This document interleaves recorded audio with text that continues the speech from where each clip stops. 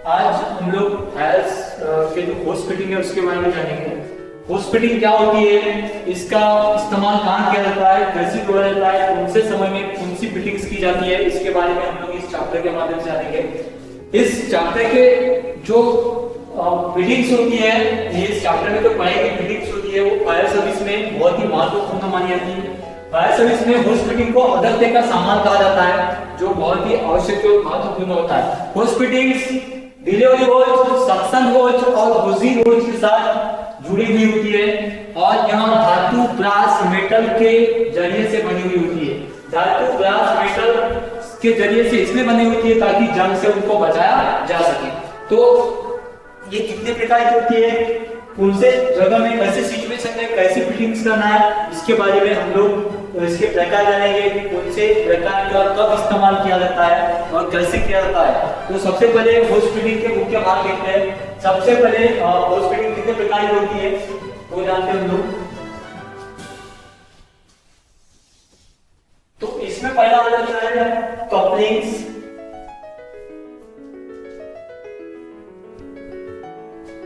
दूसरा जो है वो है ब्रांच एंड नोजल, तीसरा है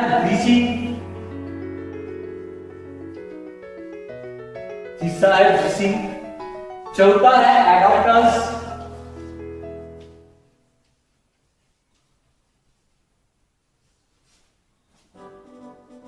और जो लास्ट है वो है मिसलेनियस।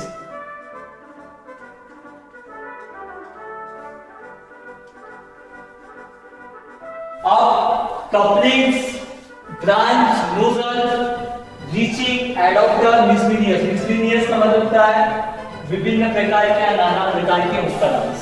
तो हम एक एक करके देखेंगे कि कपलिंग्स में क्या होती है, कौन सी कपलिंग्स कहाँ लगती है, कितने प्रकार की कपलिंग होती है, वो हम लोग कपलिंग में जानेंगे।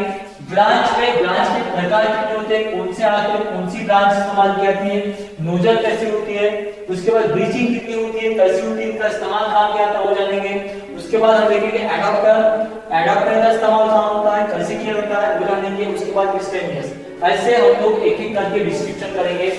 तो सबसे पहले बात करते हैं कपलिंग्स की। कपलिंग्स में दो प्रकार की कपलिंग्स होती है। पहली जो कपलिंग्स है वो है इंटरलॉकिंग कपलिंग्स। दूसरी जो कपलिंग्स है वो थ्रेड कपलिंग्स है। अब इंटरलॉकिंग कपलिंग्स और थ्रेड कपलिंग्स जैसी दो प्रकार की कपलिंग्स होती है जो होज में लगाई जाती है, होज में होती है। तो सबसे पहले आपको बता दूं मैं इंटरलॉकिंग कपलिंग्स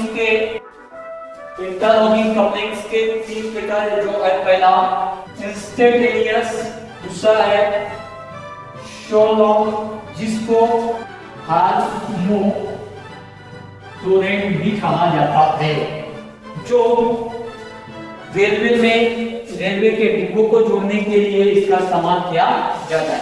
तीसरा है लक्स कपलिंग।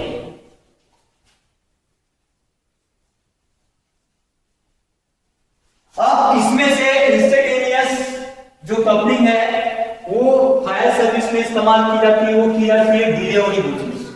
डिलीवरी होज जो होता है उसमें इंटरलॉकिंग का पहला प्रकार जो है इंस्टेंटेनियस कपलिंग, इसका इस्तेमाल होता है, ये इस्तेमाल की जाती है।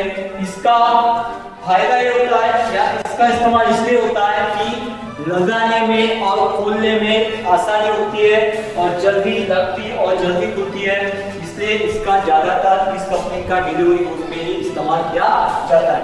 अब ये हो गए इंटरलॉकिंग के तीन प्रकार। अब देखते हैं हम लोग थ्रेड कपल्स। पहला हो गया कपलिंग्स में इंटरलॉकिंग, दूसरा था हमारा थ्रेड कपल्स। अब दूसरा जो हमारा पॉइंट था इंटरलॉकिंग के बाद वो था थ्रेड कपलिंग्स। थ्रेड कपलिंग्स में दो प्रकार की कपलिंग्स होती है थ्रेडिंग में। एक होती है राउंड थ्रेड कपलिंग्स और दूसरी होती है free thread couplings. Free thread couplings. अब इंटरलॉकिंग का जो कपलिंग्स का स्टडी है सो डिलीवरी यूज में होता है। अगर आपको कोई सवाल करता है कि डिलीवरी यूज में किस प्रकार का कपलिंग लगा हुआ होता है तो आपको बताना है कि डिलीवरी यूज में इंटरलॉकिंग प्रकार का इंस्टेंटेनियस होता है। और थ्रेड कपलिंग जो है, थ्रेड कपलिंग का जो राउंड थ्रेड कपल है उसका यूज होता है सक्शन होज में। सक्शन होज थ्रेड का मतलब होता है चूड़ी, चूड़ी वाली जो कपलिंग्स होती है वो होती है सक्शन होज के अंदर। तो सक्शन होज में कौन सी कपलिंग होती है, ऐसा कोई आपको सवाल करता है तो आप उसको बता सकते हैं राउंड थ्रेड कपलिंग्स, जो थ्रेड कपलिंग्स का पहला प्रकार है। फ्री थ्रेड का इस्तेमाल बहुत कम किया जाता है और राउंड थ्रेड ही सक्शन होज में कपलिंग्स लगी होती है। तो जो क्वेश्चंस है पहला है कि डिलीवरी यूज में कौन सा कपलिंग करता है, आप इंटरलॉकिंग का इंस्टेंटेनियस बता सकते हैं। और सक्शन होज में कौन सा कपलिंग होता है उसमें बता सकते हैं आप राउंड थ्रेड्स कपलिंग। तो इस प्रकार से दो प्रकार की कपलिंग्स होती है। जो जैसे इंटरलॉकिंग कपलिंग्स का इंस्टेंटेनियस कपलिंग्स है उसका जो डाया होता है उसका जो व्यास होता है वो होता है 63 mm का, 63 mm का, और राउंड थ्रेड का होता है 100 mm का। ऐसे दो प्रकार की कपलिंग्स होती है जो फायर सर्विस में डिलीवरी यूज और सक्शन होज में जुड़ी होती है।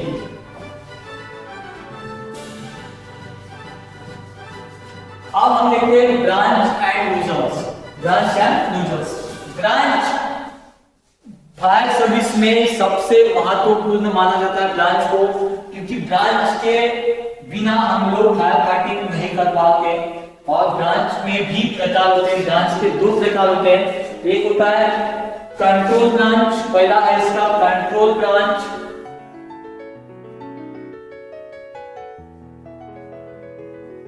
और दूसरा है non control branch. Non control branch. अब ये हो गए ब्रांच के प्रकार। दो प्रकार की ब्रांचेस होती है, एक होती है कंट्रोल ब्रांच, दूसरी होती है नॉन कंट्रोल ब्रांच। अब कंट्रोल ब्रांच क्या है, तो कंट्रोल ब्रांच को हम अब जो फायरमैन होता है, जो ब्रांचमैन होता है, जो ब्रांच पकड़ता है वो अपने हाथों से ब्रांच को क्या कर सकता है, कंट्रोल कर सकता है। तीन प्रकार के उससे जेट को निकाल सकता है, तीन प्रकार के फोर्स उससे निकाल सकता है। पहला है जेट, दूसरा स्ट्रीम और जेट, स्ट्रीम और फॉग। ऐसे तीन प्रकार के कंट्रोलिंग कर सकता है ब्रांचमैन अपने ब्रांच के जरिए से। अब कंट्रोल ब्रांच का ज्यादातर इस्तेमाल कहां किया जाता है, जब आग परिवर्तित होती हो, आग का रूप बदलता हो, ऐसे जगहों में क्या कर सकते हैं हम लोग, कंट्रोल ब्रांच का इस्तेमाल कर सकते हैं। तो अगर समझो अगर ऐसी कोई आग है कि जिसमें जेट की आवश्यकता है तो उसमें जेट चला सकते हैं कंट्रोल करके। जो ब्रांच पकड़ा है, ब्रांच गन है, वो क्या कर सकता है, जेट चला सकता है यदि अगर आपको जेट की आवश्यकता है। तो अगर समझो ब्रांच मैन को अगर वहां पे स्ट्रीम की आवश्यकता है, स्ट्रीम बोले तो जैसे कि स्प्रिंकलर जैसे फव्वारा, तो ऐसे फव्वारे की अगर जरूरत है तो वहां पे क्या कर सकता है, अपने हाथों से कंट्रोल करके वो स्ट्रीम को चला सकता है। अब उसके बाद जो तीसरा जो प्रेशर निकलता है ब्रांच से वो है फॉग, जो एक ओस की तरह होता है, जो जिसको हम बोलते हैं सावर जैसे होता है, ऐसा प्रेशर भी अपने ब्रांच से वो निकाल सकता है। तो ये तीन प्रकार के प्रेशर कंट्रोल ब्रांच से निकाल सकते हैं। इसकी कंट्रोलिंग जो होती है ब्रांचमैन के पास होती है। ऐसे कंट्रोल ब्रांचेस में कौन सी ब्रांचेस आती है आपको पता होनी चाहिए। सबसे पहले ट्रिपल पर्पस ब्रांच, जिसको हम टीपी बोलते हैं, ट्रिपल पर्पस ब्रांच। उसके बाद डंगल पैटर्न ब्रांच, जिसका समावेश कंट्रोल ब्रांच में होता है। और उसके बाद मयूर पैटर्न ब्रांच, जिसका भी कंट्रोल ब्रांच में होता है, जो कंट्रोल ब्रांच में आती है। इस प्रकार की जो ब्रांचेस होती है वो कहा जाती है कंट्रोल ब्रांचेस में आती है। तो ये कंट्रोल ब्रांच को जो फायरमैन जो ब्रांच पकड़ा है वो व्यक्ति क्या कर सकता है, अपने हाथों से बिना ऑपरेटर की मदद से प्रेशर को कम ज्यादा कंट्रोल कर सकता है। ऐसे ब्रांच को कहा जाता है कंट्रोल ब्रांच। अब दूसरी जो ब्रांच का जो प्रकार है वो है non control branch. Non control branch, इसका कंट्रोलिंग ब्रांचमैन के पास नहीं होता है, ये सिर्फ एक ही प्रेशर देता है, वो देता है जेट। अब इस प्रकार के ब्रांच में कौन सी ब्रांचेस आती है? सबसे पहला है शॉर्ट ब्रांच, जो फायर सर्विस में ज्यादातर इस्तेमाल की जाने वाली ब्रांच है शॉर्ट ब्रांच, जिसका जो डाया होता है वो मेन कपलिंग से 63 mm का होता है, और जैसे ही उसका जो नोजल आता है, नोजल का जो डाया होता है वो आधे इंच का होता है। अगर हमको हमको कोई पूछा जाए कि ज्यादातर यूज होने वाली ब्रांच कौन सी है, तो उसमें आप बता सकते हैं नॉन कंट्रोल ब्रांच की शॉर्ट ब्रांच। तो शॉर्ट ब्रांच का ज्यादातर इस्तेमाल किया जाता है, वो ब्रांच आती है नॉन कंट्रोल में। अब दूसरी जो ब्रांच है लॉन्ग ब्रांच, लॉन्ग ब्रांच का समावेश भी होता है नॉन कंट्रोल ब्रांच में। तो इसकी कंट्रोलिंग जो है वो ब्रांच मैन के पास नहीं होती है। इसका कंट्रोलिंग जो भी इसका इंक्रीज प्रेशर करना हो, डिक्रीज प्रेशर करना हो या वाटर ऑफ करना हो, ये सारी जो प्रोसेस है वो किसके माध्यम से की जाती है? एक पंप ऑपरेटर या जो हाइड्रेंट जो ऑपरेट करता है, ऐसे व्यक्ति द्वारा इसकी ऑपरेटिंग की जाती है। ऐसे ब्रांच को का जो समावेश है नॉन कंट्रोल ब्रांच में आ जाता है। अब हम बात करते हैं ब्लीचिंग की। ब्लीचिंग जो है वो दो प्रकार की ब्लीचिंग होती है, जैसे connecting and dividing, connecting bleaching and dividing bleaching. अब कनेक्टिंग और डिवाइडिंग क्या है ये भी हमको मालूम होना चाहिए। ब्लीचिंग का इस्तेमाल कहाँ होता है इसके बारे में भी हमको अनुभव होना चाहिए।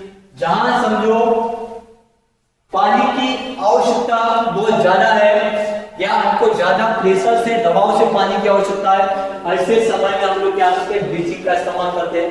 या समझो पानी को दो भागों में डिवाइड करना है, जैसे कि हमारे पास पाइपलाइन एक है और आग लगी दो जगह, आग लगी है दो जगह, और पाइप का साधन है सीप। ऐसे जगहों में एक ही पाइप को हम लोग दोनों तरफ कैसे डिवाइड करें? इसलिए क्या होता है, इसमें ब्लीचिंग के माध्यम से हम लोग उसको डिवाइड कर सकते हैं। इसमें दो प्रकार है, कनेक्टिंग ब्लीचिंग और दूसरा है डिवाइडिंग ब्लीचिंग। तो इस प्रकार से दो प्रकार के ब्लीचिंग है, connecting and dividing. Connecting bleaching में क्या कर सकते हैं हम लोग? दो जगह से या दो पाइपलाइन से, एक पाइपलाइन टू पाइप, दो पाइप से एक पाइप, या तीन पाइप से एक पाइप। ऐसे हम लोग क्या कर सकते हैं? जो हमको 3 kg का प्रेशर अगर समझो एक पाइपलाइन से मिल रहा हो तो दो पाइपलाइन का प्रेशर हो जाएगा 6 kg। तो 6 kg का प्रेशर हम लोग क्या कर सकते हैं? एक पाइपलाइन के माध्यम से पहुंचा सकते हैं। तो ये काम किसके माध्यम से किया जा सकता है? कनेक्टिंग ब्लीचिंग के माध्यम से। और जैसे समझो हमको बहुत ऊंचाई पे पानी पहुंचाना हो पाइपलाइन से, तो हमारा एक पाइपलाइन का जो प्रेशर पानी है 3 kg का या 4 kg का, वो पर्याप्त नहीं हाइट के लिए, तो हम लोग क्या कर सकते हैं? ऐसे दौरान वहां पे दो पाइपलाइन के माध्यम से एक पाइपलाइन में पानी को पहुंचा सकते हैं। ऐसे कलेक्टिंग करने वाले मींस पानी को इकट्ठा करके एक लाइन से भेजने वाले साधनों को बोलेंगे, या ऐसे इसको बोलेंगे अपन कलेक्टिंग ब्लीचिंग। तो इसका काम होता है पानी को इकट्ठा करके एक लाइन से भेजना। और डिवाइडिंग का काम होता है कि एक लाइन से दो भागों में बांटना, एक लाइन से दो भागों में बांटना। समझो एग्जांपल में, अब सबसे पहले हम इसकी बात कर लें, कनेक्टिंग ब्लीचिंग कैसे होती है? पहले होती है टू हेड्स, दो हेड्स, दो पाइपलाइन से एक, फिर होता है 3 वे, 3 माध्यम से एक, और फिर होता है 4 वे, 4 माध्यम से एक। तो हम लोग क्या कर सकते हैं? 2 पाइप से एक लाइन बना सकते हैं, 3 पाइप से एक लाइन बना सकते हैं, 4 पाइप से एक लाइन बना सकते हैं। तो ये पॉसिबल है काय के माध्यम से? कनेक्टिंग के माध्यम से। इसका उपयोग पानी के बहाव को बढ़ाने के लिए और लंबे दूर तक ले जाने के लिए, ज्यादा पानी की आवश्यकता पड़ने पे हम लोग क्या कर सकते हैं? कलेक्टिंग ब्लीचिंग का उपयोग कर सकते हैं। अब दूसरा देखते हैं हम लोग डिवाइडिंग। डिवाइडिंग जो होती है वो डिवाइड करती है, एक लाइन से दो लाइन हम लोग क्या कर सकते हैं, डिवाइडिंग ब्लीचिंग से कर सकते हैं। अब हम इनको कैसे पहचाने कि डिवाइडिंग ब्लीचिंग कौन सी है और कलेक्टिंग ब्लीचिंग क्या है?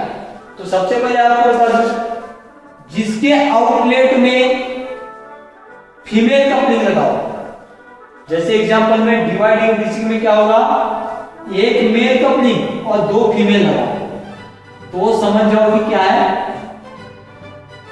डिवाइडिंग ब्लीचिंग है।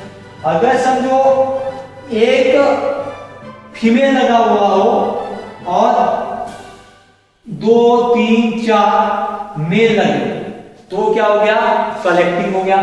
तो ऐसे भी हम लोग कपलिंग के जरिए से भी उसको क्या कर सकते हैं, हम लोग पहचान सकते हैं। तो डिवाइडिंग का काम होता है एक पाइपलाइन से दो पाइपलाइन बनाना, कलेक्टिंग का काम होता है 2 लाइन से 3 लाइन से या 4 लाइन से एक लाइन बनाना। तो इस प्रकार से भी हम इसको समझ सकते हैं। तो ब्लीचिंग का काम ये होता है कि पानी के अनुसार, पानी के साधन के अनुसार हम लोग क्या कर सकते हैं, प्रेशर को ज्यादा कर सकते हैं या दो भागों में बांट सकते हैं।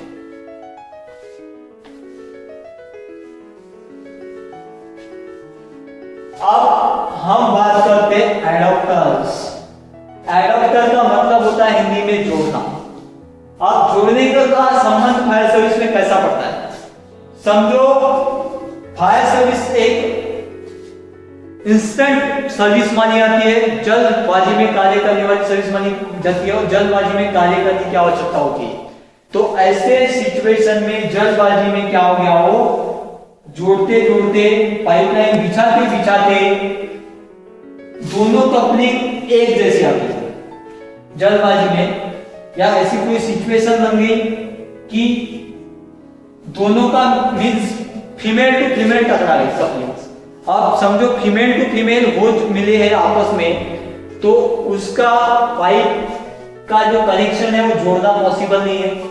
तो ऐसे सिचुएशन में क्या करते हैं हम लोग, एडॉप्टर का इस्तेमाल करते हैं कि समझो फीमेल टू फीमेल अगर कपलिंग दोनों की पाइप की मिली हुई है, तो हम लोग क्या करते हैं, बीच में एडॉप्टर लगा के उस पाइपलाइन को कंटिन्यू कर सकते हैं, मींस उसका पानी को कंटिन्यू रख सकते हैं काय के माध्यम से, एडॉप्टर जोड़ के। जैसे समझो फीमेल टू फीमेल फोर्स की कपलिंग मिली हुई है, तो हम लोग क्या कर सकते हैं, उसमें मेल एडॉप्टर लगा के उस पाइपलाइन को कंटिन्यू रख सकते हैं। अगर ऐसी सिचुएशन बनी कि जिसमें मेल टू मेल कपलिंग आ गई, और मेल टू मेल कपलिंग आ गई, एक जैसी कपलिंग रहेगी तो जुड़ेगी नहीं, तो ऐसे सिचुएशन में क्या करते हैं हम लोग, उसमें फीमेल टू फीमेल कपलिंग का कनेक्शन करके पाइपलाइन को कंटिन्यू कर सकते हैं। तो ऐसे सिचुएशंस में क्या कर सकते हैं हम लोग, अगर दो कपलिंग एक जैसी समान आ गई हो, तो उसमें हम एडॉप्टर जोड़ के पाइपलाइन को कंटिन्यू कर सकते हैं। तो इस प्रकार से हमने अभी तक देखा कपलिंग्स में दो भागों में बांटा गया, इंटरलॉकिंग और थ्रेड कपलिंग्स। इंटरलॉकिंग में 3 प्रकार है, इंस्टेंटेनियस, श्योर लॉक और लक्स।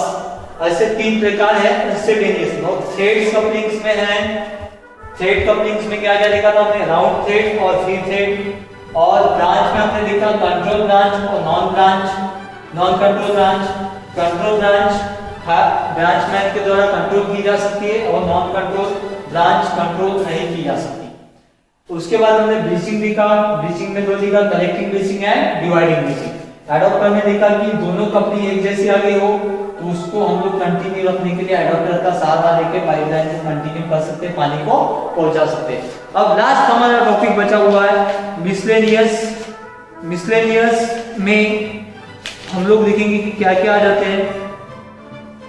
अब इसमें अलग अलग प्रकार के सामान आ जाते हैं जो नाना प्रकार के फायर सर्विस में इस्तेमाल होने वाले, जो इन सारे पॉइंट्स में इनका समावेश नहीं है, ऐसे सामानों का समावेश हो जाता है काय में मिसलेनियस। सबसे पहला हम लेते हैं सक्शन रिंच।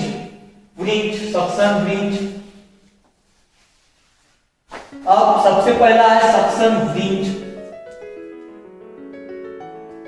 सक्शन व्रिंच का काम होता है। सक्शन व्रिंच का काम होता है, हमने आप इसके पहले बोला था कि कपलिंग्स में जो सक्शन होल होता है उसमें राउंड नेट कपलिंग्स होता है, मींस चूड़ी वाली कपलिंग का इस्तेमाल किया था सक्शन होल में। तो चूड़ियों को खोलने के लिए व्रिंच क्या ये जगह सप्लाई होती है। व्रिंच को हम लोग एक प्रकार का स्पैनर बोल सकते हैं, जो दो प्रकार के होते हैं। एक होता है यूनिवर्सल और दूसरा होता है कन्वेंशनल। अब यूनिवर्सल क्या होता है, किसी भी प्रकार के कपलिंग्स में काम कर सकता है, और कन्वेंशनल क्या होता है, एक निश्चित किया हुआ होता है। तो आजकल ज्यादातर इस्तेमाल होने वाला जो व्रिंच है वो है यूनिवर्सल। तो हमने देखा व्रिंच के बारे में, जो कि सक्शन होल्स को खोलने और लगाने में इसका उपयोग किया जाता है। अब दूसरा इसमें देखते हैं अपन स्टेनर। स्टेनर क्या होता है, अब ये भी स्टेनर का उपयोग हम लोग सक्शन होज में करते हैं। सक्शन होज में काय के लिए इस्तेमाल करते हैं इसका, कि सक्शन होज क्या होता है, पानी खींचने वाला पाइप होता है, जो किसी टैंक, किसी डैम, किसी नाला, किसी नदी से क्या करता है, पंप तक पानी पहुंचाता है। तो सक्शन होज के आखिरी सिरे में क्या होता है, स्टर्नर लगा होता है। स्टर्नर में 1200 होल होते हैं, जो हम लोग अपने आम भाषा में जिसको फुटबॉल कहते हैं, लेकिन फायर सर्विस की टेक्निकल भाषा में उसको स्टर्नर कहते हैं। तो स्टर्नर का काम क्या होता है कि जो डैम, नदी, तालाब में जो पानी में जो कचरा है, उस कचरे को पंप तक पुनः पहुंचने देने का काम करता है स्टर्नर। तो स्टर्नर जो है वो सक्शन होज के क्या होता है, आखिरी सिरे में लगा होता है, जो पानी से कचरे को छाड़ के पंप तक शुद्ध पानी पहुंचाने का काम करता है स्टर्नर। ये भी काम में आ जाता है, मिसलेनियस में आ जाता है। मिसलेनियस में क्या क्या आता है, सक्शन होज का रिंच आता है और स्टर्नर। अब तीसरा है होज रैम्प। होज रैम्प, होज रैम्प का यूज कहा गया था। होज रैम्प जो है वो होज की पाइपलाइन किसी रास्ते से गुजर रही हो, किसी आने जाने के मार्ग से गुजर रही हो, तो ऐसे समय में क्या होता है, उस पाइप का बचाव करना जरूरी होता है। बार बार अगर उस पाइप से वाहन जाएंगे तो पाइप क्या हो जाएगा, डैमेज हो जाएगा, फट जाएगा। तो उस पाइप को बचाने के लिए क्या करते हैं हम लोग, उसमें होज रैम्प लगाते हैं, ताकि कोई भी वाहन जो है वो उस होज रैम्प के ऊपर से जाए और पाइप को प्रभाव ना पड़े। तो ऐसे प्रकार के इक्विपमेंट भी मिसलेनियस में आ जाते हैं। उसके बाद ब्लैक कैप। ब्लैक कैप क्या होती है वो भी हमको मालूम होना चाहिए। ब्लैक कैप, चौथा जो है ब्लैक कैप। ब्लैक कैप जो है वो हाइड्रेंट के आउटलेट्स में लगी होती है। हाइड्रेंट के आउटलेट्स में लगने वाले सोर्स को, साधन को कहते हैं ब्लैक कैप। अब होज का जो हाइड्रेंट का जो आउटलेट होता है, फीमेल कपलिंग्स, अगर वो खुला छोड़ देते हम लोग, उसमें कचरा जमा होगा, मट्टी जमा होगी, या उसका अनजान व्यक्ति बार बार इस्तेमाल करेंगे, या उसको बिन उपयोगी तौर पर उसका इस्तेमाल किया जाएगा।